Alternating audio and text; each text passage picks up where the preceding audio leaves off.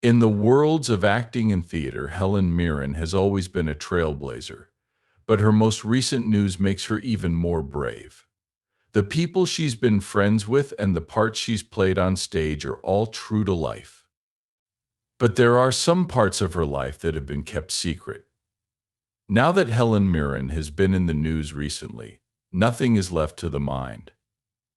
Join us as we learn about a surprising and personal part of Mirren's life that has nothing to do with her famous work or her one-of-a-kind marriage. This story shows the tough decisions she had to make about her life and work. Try not to gasp as we tell you these things. Before we talk about her work, let's look at her early life and job. Early life of Helen Mirren. Helen Lydia Mironoff was born in 1945 and went from being of Russian descent to being a Hollywood princess. Her rise to fame was as interesting as her roles. In London, where she was born, her story starts. Her mother is English and her father is Russian. But her father wasn't just any Russian, he came from a family of Russian nobles. Imagine having a great-grandmother who was a real countess. That's how Mirren's family tree looks. The war between Russia and Japan was fought by her great-grandfather, who was a colonel. Mirren has a unique view because she comes from a wealthy family tree that includes a countess great-grandmother. However, life took an unexpected turn for her family. As a diplomat, her grandpa got stuck in England during the Russian Revolution of 1917. He got a job as a London cab driver to make ends meet. This mix of high-class roots and everyday life had a big impact on Mirren's childhood. In a school production of Hansel and Gretel, Mirren played the lead part. She went to Hamlet Court Primary School in Westcliff-on-Sea. After that, she went to St. Bernard's High School for Girls in Southend-on-Sea and kept playing in school plays there. Later, she went to London to study at the New College of Speech and Drama, which was housed in Ivy House, Anna Pavlova's old home on North End Road in Golders Green. She successfully auditioned for the National Youth Theatre NYT when she was 18 years old. When she was 20, she played Cleopatra in the NYT's production of Antony and Cleopatra at the Old Vic, which she calls the part that launched my career and led to her signing with agent Al Parker. What did Helen Mirren's childhood, which was shaped by Russian royalty, have to do with her early parts on stage? Finally, what new information about her usually makes you gasp? Check back to find out. Early years. Mirren was asked to join the Royal Shakespeare Company (RSC) because of her work with the National Youth Theatre. She played Castiza in Trevor Nunn's production of The Revenger's Tragedy in 1966, Diana in All's Well That Ends Well in 1967, Cressida in Troilus and Cressida in 1968, Rosalind in As You Like It in 1968, Julia in The Two Gentlemen of Verona in 1970, Tatiana in Gorky's Enemies, at the Aldwych in 1971, and the title role in Miss Julie at the Other Place in 1971. She also acted in 4 shows for Century Theatre at the University Theatre in Manchester between 1965 and 1967, all of which were directed by Bram Murray. John Goldschmidt directed and produced a documentary called Doing Her Own Thing about Mirren while she was working with the Royal Shakespeare Company in 1970. It was made for a TV and showed on ITV in the UK. Mirren worked with Peter Brook's International Centre for Theatre Research in 1972 and 1973. She went on tour with the group in North Africa and the US, where they created the Conference of the Birds. She later joined the RSC again and played Lady Macbeth at Stratford in 1974 and at the Aldwych Theatre in 1975. While Helen Mirren was in Trevor Nunn's Macbeth, Sally Bowman wrote a history of the RSC in 1982. In it, she strongly criticized both the National Theatre and the RSC for their excessive production spending, calling it unnecessary and destructive to the art of theatre. She also said that the realms of truth, emotion, and imagination sought in performing a great play have become increasingly distant, often completely unreachable across a chasm of costume and technicalities. There was a big argument about this, and it was even brought up in Parliament. Even though she was harshly criticized, Mirren didn't seem to face any consequences from the RSC. She played a rock star at the Royal Court Theatre in the West End in September 1975. In David Hare's musical play Teeth, N Smiles, she is named Maggie. The play was brought back to life at Wyndham's Theatre in May 1976, and she played the part again. From November 1975 on, Mirren appeared in West End repertory with the Lyric Theatre Company. She played Nina in The Seagull and Ella in The Bed Before Yesterday, a new comedy by Ben Travers. The Guardian's Michael Billington said, Mirren is stirringly voluptuous as the Harlow-esque good time girl.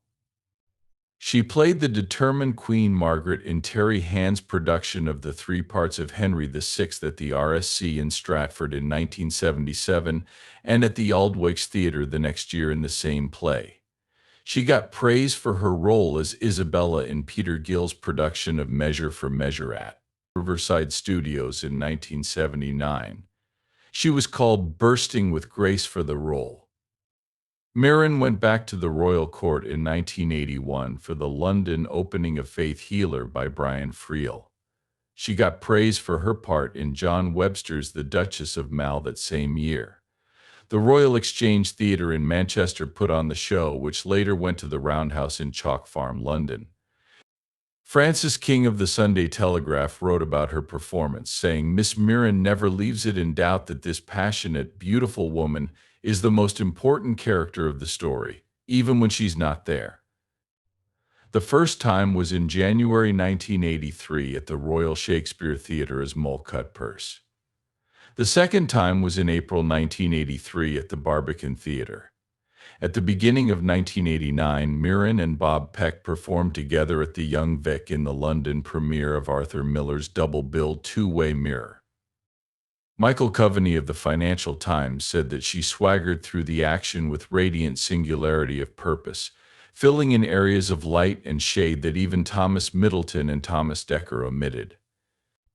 In an interview with Sheridan Morley for The Times on January 11, 1989, Miller talked about the performances and said, "What's impressive about English actors is their willingness to openly express intense emotions. British actors are eager to communicate. In London, there is a more heartfelt interaction between the stage and the audience." She played the beautiful owner of a high-class store in Elegy for a Lady and a blonde hooker in Some Kind of Love Story. In the latter, she was dressed in a Freudian slip and effortlessly transitioning from delicate vulnerability to sexual assertiveness, giving the role a breathy, Monroe-like quality. Bill Bryden cast her as Natalia Petrovna in Ivan Turgenev's A Month in the Country at the Yvonne Arnaud Theatre in 1994, which led to a run on the West End. Her performance with John Hurt as her aimless lover Rakitic and Joseph Fiennes as the confident young tutor Believ in only his second professional stage role was praised by many. Before 2015, Mirren had been nominated twice for Broadway's Tony Award for Best Actress in a Play, first for her debut in A Month in the Country in 1995, and again for The Dance of Death with Sir Ian McKellen. What did Helen Mirren do in her early career that made her so famous around the world? Let's find out. Mirren's notorious rise to fame in 1998. She played Cleopatra opposite Alan Rickman as Antony in Antony and Cleopatra at the National Theatre. The reviews were not good. The Guardian called it a plodding spectacle rarely infused with intense passion, and the Daily Telegraph said that the essential sexual chemistry crucial to a great production was glaringly missing. Nicholas Heitner, who had worked with Mirren on the movie The Madness of King George, cast her as Lady Torrance in his revival of Tennessee Williams' Orpheus, descending at the Donmar Warehouse in London in 2000. Michael Billington of The Guardian called her performance an exemplary portrayal of an immigrant woman who, despite her tough exterior, gradually embraces her sensuality. She said that director Michael Winner treated her like a piece of meat at a 1964 casting call in 2007. Winner told The Guardian that he didn't remember asking her to turn around, but if he did, it was in jest. He also said, "Helen's a great actress and a lovely person, but her memory of the event seems a bit off." Mirren continued to shine in movies with roles in Gosford Park with Maggie Smith and Calendar Girls with Julie Walters. There were roles for her in The Clearing, Pride, Raising Helen, and Shadowboxed. She also voiced the computer Deep Thought in The Hitchhiker's Guide to the Galaxy. She is famous for playing British royalty in 2005. She played Queen Elizabeth I in Elizabeth I, Queen Elizabeth II in The Queen, and Queen Charlotte in The Madness of King George. This makes her the only actor to have played both Queen Elizabeths on screen. After playing Queen Elizabeth II in The Queen, Helen Mirren won a BAFTA, a Golden Globe, and an Academy Award. In her acceptance speech for the Academy Award, she praised Elizabeth II's dignity and strength during her reign.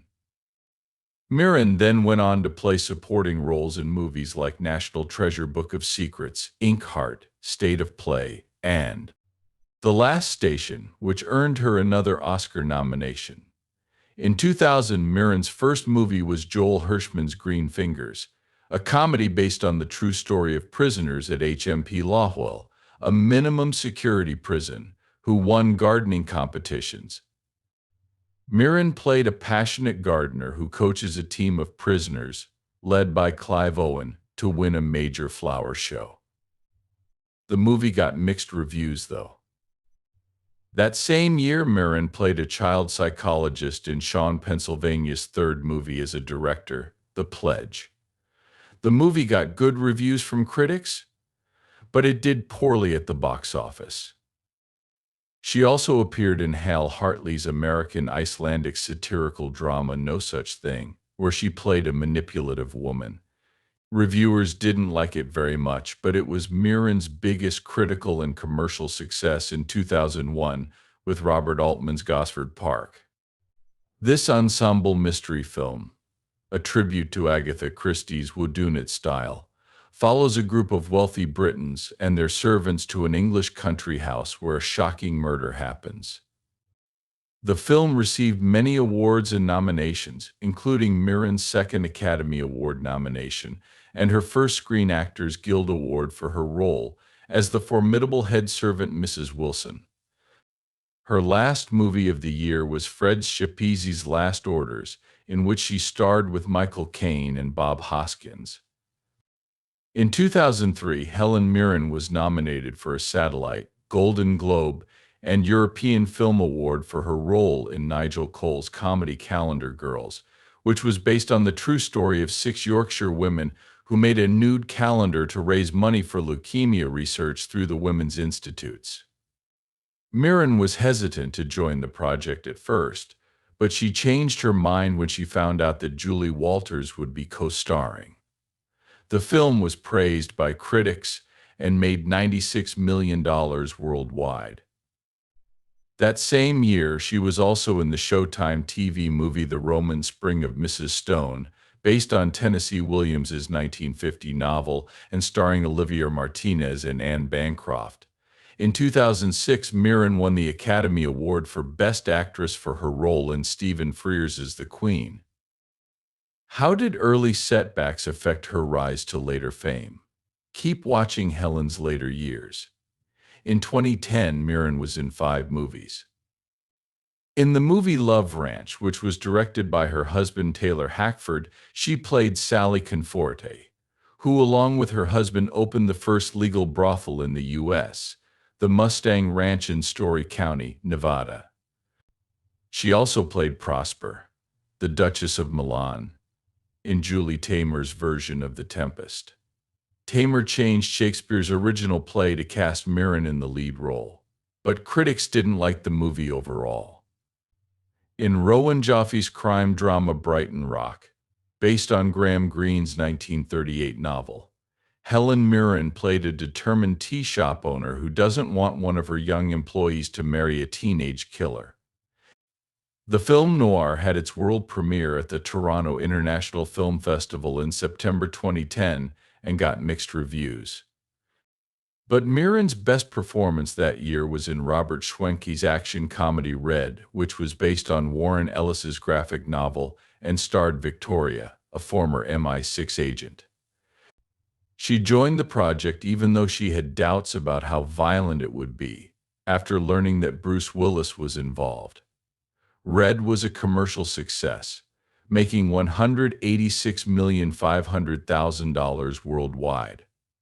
Mirren also voiced Neera, the Bad Owl leader in Zack Snyder's animated fantasy Legend of the Guardians.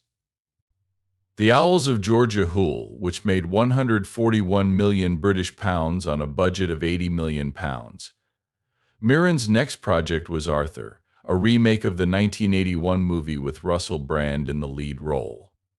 The remake got mostly bad reviews and was called an annoying, unnecessary remake, because she used to work for the Israeli Mossad. Mirren studied the life of Simon Wiesenthal while filming The Debt in Israel in 2009. The movie is a remake of an Israeli movie with the same name that came out in 2007. In 2012, Mirren played Alfred Hitchcock's wife Alma Reville in the biopic Hitchcock, which was directed by Sacha Gervasi and based on a true story. Alfred Hitchcock and the Making of Psycho by Stephen Rebello.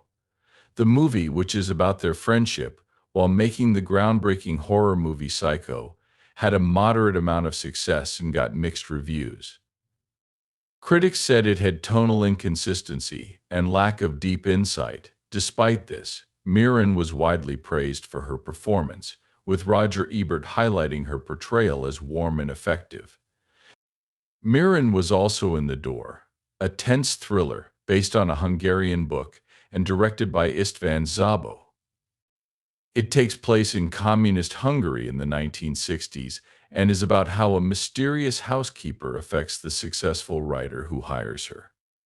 Mirren called the part one of the hardest things she has ever done. The next year, Mirren replaced Bette Midler in David Mamet's HBO biopic film Phil Spector. The movie is about the relationship between the notorious American musician and his defense attorney, Linda Kenny Baden, who is played by Mirren, during Spector's first murder trial for the death of Lana Clarkson in 2003. Phil Spector got mostly mixed to positive reviews, with praise for Helen Mirren and Al Pacino's roles. It was nominated for 11 Primetime Emmys and won Mirren a Screen Actors Guild Award. However, Clarkson's family and friends didn't like how it showed the case, and Spector's wife said it made Spector look like a foul-mouthed megalomaniac. In 2013, Mirren also voiced Dean Abigail Hardscrabble in Pixar's Monsters University, which made $743 million worldwide, and played the same role in Red 2.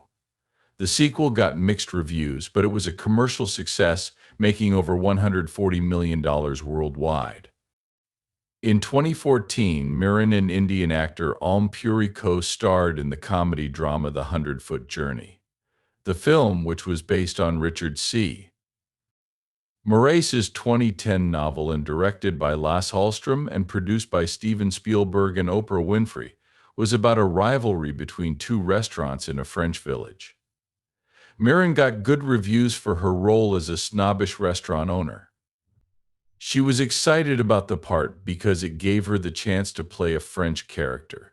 She laughed about her pathetic attempt at being a French actress. The movie earned her another Golden Globe nomination and made $88 million and $900,000 worldwide. Watch to find out how Helen Mirren's later career successes reflected the personal decisions and events that made her famous. Personal life. In the early 1980s, Mirren lived with Northern Irish actor Liam Neeson, whom she met while working on Excalibur in 1981. Neeson later said on Inside the Actors Studio that Mirren was a big reason why she helped him get an agent. Mirren met American director Taylor Hackford on the set of White Nights in 1985. They started dating in 1986 and got married at a Dresser Parish Church in the Scottish Highlands on Hackford's 53rd birthday, December 31st, 1997. This was Mirren's first marriage and Hackford's third. He has two children from previous marriages. Mirren, who doesn't have any children, has said that she has no maternal instinct whatsoever. In the frame My Life in Words and Pictures, Helen Mirren's autobiography, came out in the UK in September 2007 from Weidenfeld Nicholson. John Thaxter reviewed it for the stage and said that even though it looks like a fancy photo album, it has nearly 200 pages of honest and detailed writing about her personal and professional life, especially in the theater. Thaxter praised it for being honest and for having Mirren's voice sound like her own. In 1990, Mirren called herself an atheist, but in August 2011 she told Esquire that she was very spiritual and still believed in fairies and leprechauns from her childhood, even though she didn't believe in God. In a 2008 interview with GQ, Mirren said she had been raped on a date as a student and had used drugs a lot. She used drugs in her 20s and into the 1980s, but stopped when she found out that Klaus Barbie made money selling drugs. On May 11, 2010, Mirren went to London to see the unveiling of her wax figure at Madame Tussauds. In 2012, she was in a new version of Sir Peter Blake's famous Sgt. Pepper's Lonely Hearts Club Band album cover, which honored famous British artists. That same year, she was also named Esquire's Sexiest Woman Alive and posed for a photo shoot with the Union Jack. Mirren was in Mark Spencer's Womanism campaign, which honored famous British women from many fields, such as Ellie Goulding, Nicola Adams, and Monica Ali. She was also named by The Guardian as one of the 50 best dressed over 50. Mirren loves naturism and says she feels most free on beaches with people of all ages and backgrounds. In 2004, she was named Naturist of the Year by British Naturism and talked about how happy she was about the honor, highlighting her love for naturists. In 2006, Mirren said she had never been a part of any political party. She became a U.S. citizen in 2017 and voted for the first time in 2020, supporting Patricia Ackerman over Mark Modi in Nevada's 2nd Congressional District. Mirren has publicly said she supports Israel and calls herself a Zionist, pointing out that she believes in Israel's future because of the Holocaust. It was released in April 2021, and it was in the music video La Vaccinate by Italian comedian and singer Checo Zal. The funny video is about the COVID-19 pandemic, and Mirren plays an older woman to make fun of the idea that vaccinated people are now seen as safer and more desirable partners. Rio Hackford is Taylor Hackford's oldest son from his ex-wife Georgie Lowers. Rio Hackford was a well-known actor who had parts in movies like Swingers and Pretty Woman and on TV shows like The Mandalorian Tream and American Crime Story. He died in 2002 after a long battle with uveal melanoma, a very bad form of cancer. Hackford and Mirren released a statement together about their grief, saying, "We are both inspired by the life of our son and stepson, Rio Hackford, and I'm so sad about his death. His life taught us how to be kind and live in community," they told People.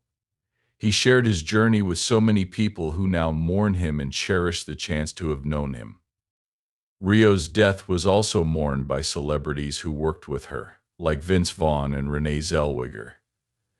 Taylor Hackford had a son named Alex with his second wife, Lynn Littman, in 1979. Alex is also a musician in the entertainment business. In 2019, Mirren posted a picture of Alex on Instagram and wrote, "Last night with my stepson Alex, who is in charge of the music in the new Sony PlayStation game Death Stranding and all of their other games. It's groundbreaking and brilliant, and he is brilliant. Very proud stepmom. Helen Mirren chose her own husband and embraced her role as a stepmother. She is a woman who clearly knows what she wants. Helen Mirren played Detective Jane Tennyson in the popular and acclaimed TV drama Prime Suspect. The show earned Mirren 3 consecutive British Academy Television Awards for Best Actress from 1992 to 1994. This puts her among the few actors, along with Robbie Coltrane, Julie Walters, and Michael Gambon, who have won 3 consecutive BAFTA TV awards for a single role. Mirren's performance in Prime Suspect also helped her rank 29th in ITV's poll of TV's 50 Greatest Stars, as voted by the British public in 2006. Along with Laurence Olivier, Alan Bates, and Malcolm McDowell, she performed in Harold Pinter's Dead Woman's Shoes in 1976.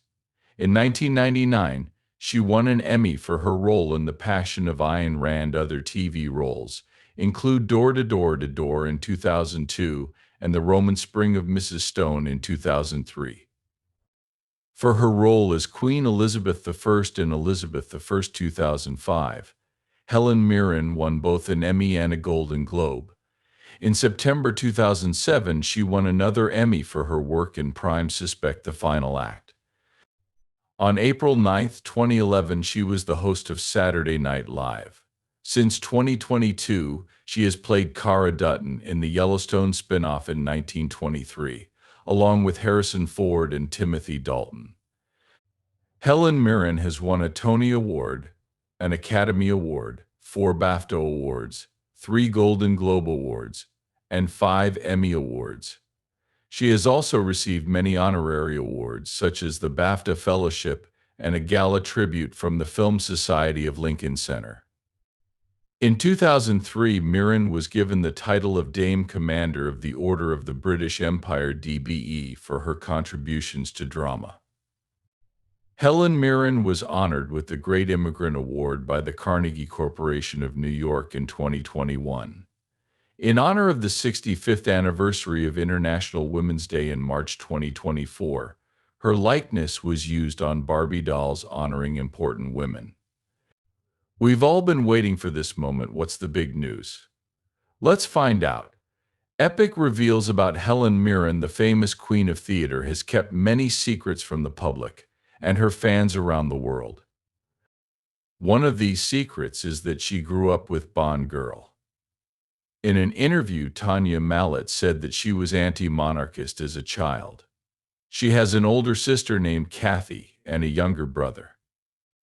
Mallet spent a lot of time with her paternal cousin Helen Mirren. Mallet later became a model and a Bond girl, and Mirren and Mallet spent most of their days together growing up in Leigh-on-Sea, Essex.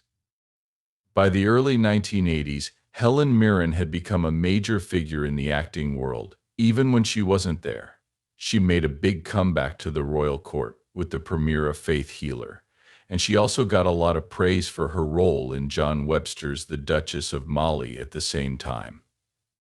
She continued to give great performances at Roundhouse Farm in London, where she worked on different projects. Francis King said that Mirren's presence was so powerful that even when she wasn't there, she was still a central character in the story. In 1983, she gave a memorable performance as Moll Cutpurse in The Roaring Girl at the Royal Shakespeare Theatre. She was praised for her amazing ability to embody both light and darkness. Thomas Dekker and Thomas Middleton even said this about her. Helen Mirren, who doesn't believe in God and calls herself an atheist, published her autobiography in the frame My Life in Words and Pictures in the UK in September 2007. The book has about 200 pages of text and personal photos. Focus on her experiences in the theater and acting world. In an interview with Esquire magazine in August 2011, Mirren said in a funny way that she believes in leprechauns and fairies more than in God. Helen Mirren's wax figure at Madame Tussauds London is another interesting fact about her. In 2010, she saw it for the first time. 2 years later, Sir Peter Blake chose her to be in his updated version of the Beatles' Sgt. Pepper's Lonely Hearts Club Band album cover, which honored famous British artists. During this time, Esquire magazine named her the sexiest woman alive, and she posed for a racy photo shoot in only a jacket. Helen Mirren also loves naturism. She is famous and has been open about her love of being naked. In 2013, she was in Mark Spencer's Womanism campaign, which honored important British women like Olympic gold medalist Nicola Adams, pop star Ellie Goulding, and writer Monica Ali. That same year, The Guardian named her one of the best-dressed women over 50. In an interview with Radio Times, Mirren talked about her naturist lifestyle.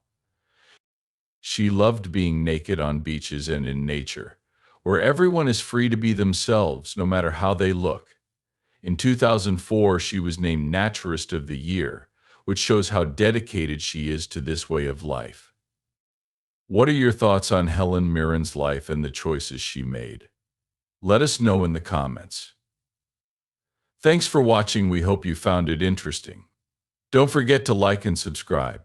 Click the next video on your screen to see more of your favorite celebrity stories.